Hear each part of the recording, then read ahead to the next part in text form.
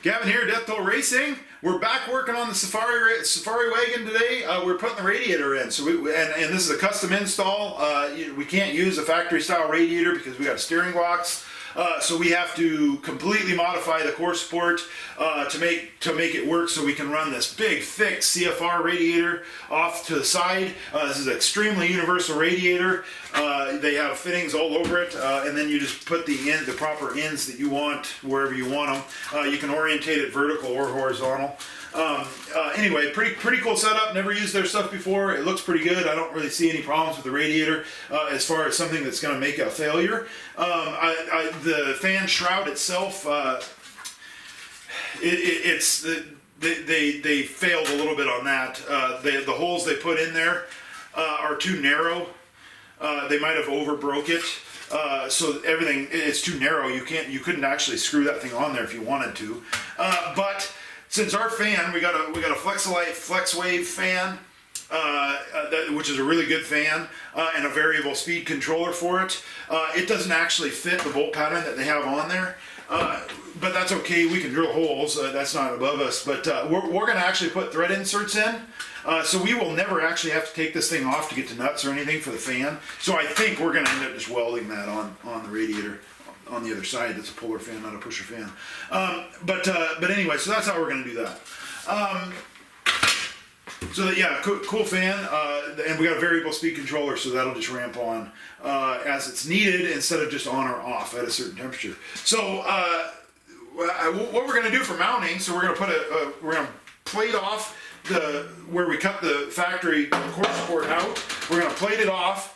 We're going to run a 1-inch tube across the bottom, 095 wall, and then 1-inch tubes going up the side, going to the factory top of the core support. And those are at like an angle; they don't go straight. But we're going to try to make them go straight. But from the factory, it wouldn't be. So those will come off. They'll just have tabs going into our isolation mounts, and these are just Jags isolation mounts. And then those actually just happen to fit really nicely over those lugs. But you don't want them to go too far. You'll be metal on metal. So I just put a washer on it, 5/8 washer, and then that sits down on the weld, and then our cap, and then our tab will come out, and we'll bolt that in. Those are 3/8 fine thread bolts. All the tabs, they put them all over the place. We're going to use these 4 though. So, all right, first things first. This is where I'm talking. We're just going to weld a plate on here. We'll probably take those bolts out. Hopefully they will actually come out, and we'll probably end up replacing those before we actually run this car. But we're going to just put a plate across here so that we have a nice clean slate to run our tubes. So I'm going to do that real quick right now.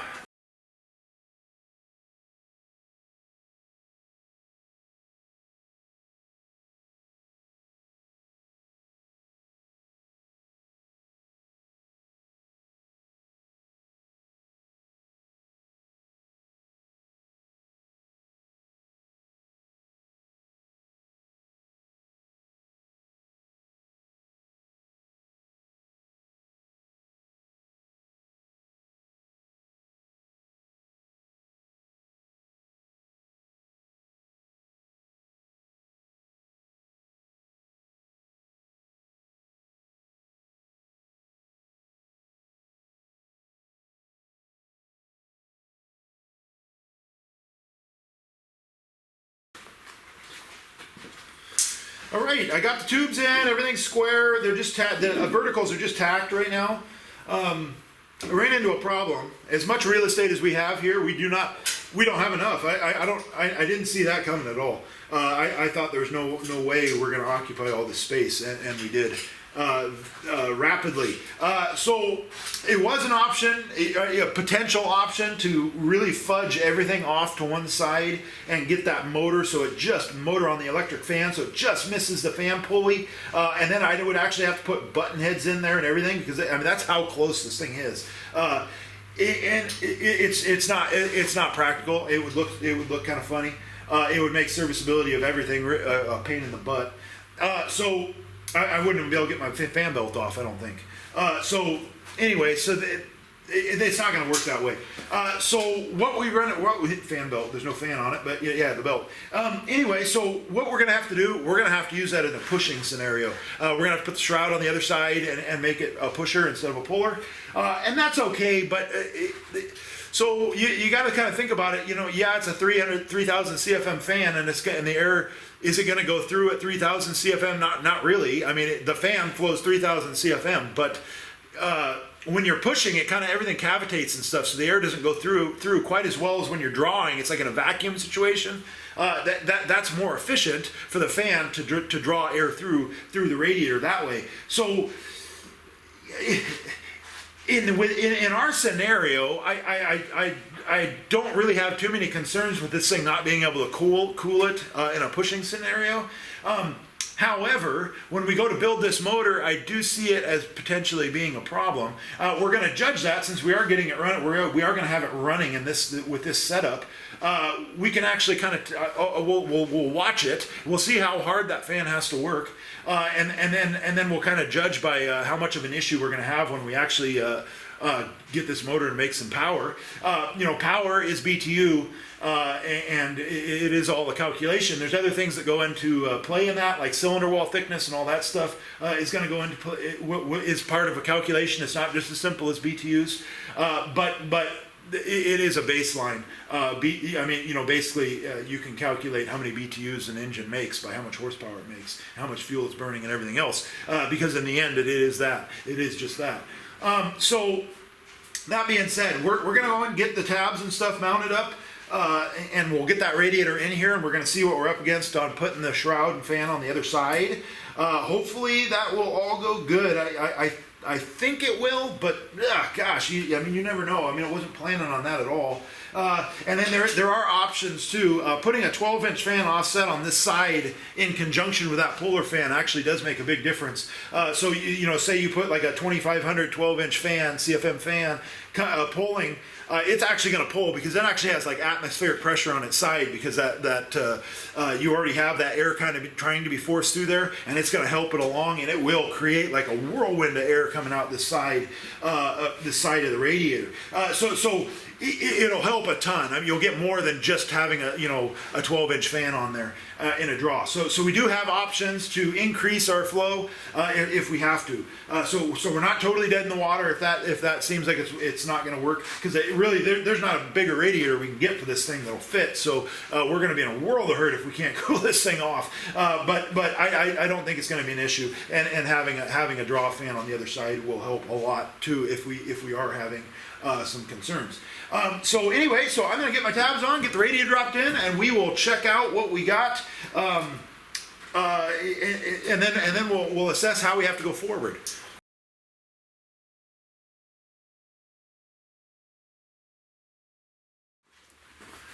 All right, so I got it all tacked up, and it's ready to go, and I can weld it, and it's going to work really good. I do have to kind of bend up the core support, the flat. The sheet metal that just sticks out. I'm gonna bend that up just so it has some clearance. Right now it's touching, but we'll do that once we get the radiator out, or once I take it back out again. So I think for ease of install for the future, just so you don't have to set it down there and then try to get these bolts mounted in.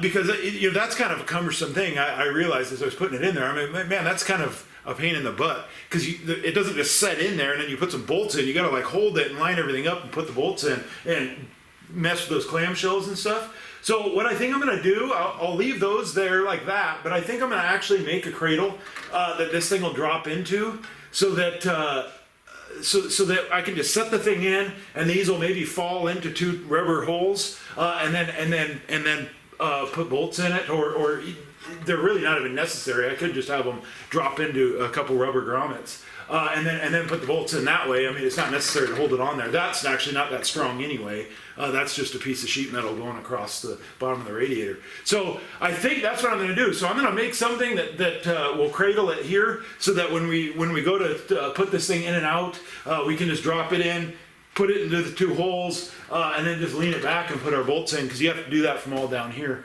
You can't do it from up top.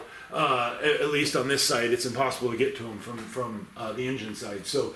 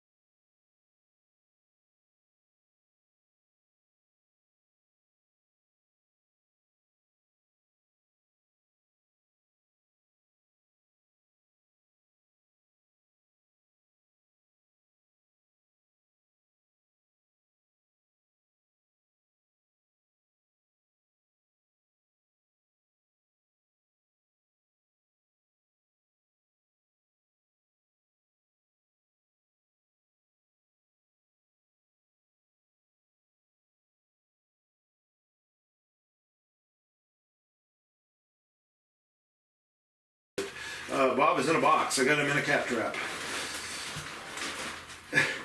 Goofball. Anyway, I'm going to show you what the heck he's doing. What are you doing? What are you doing, Bob?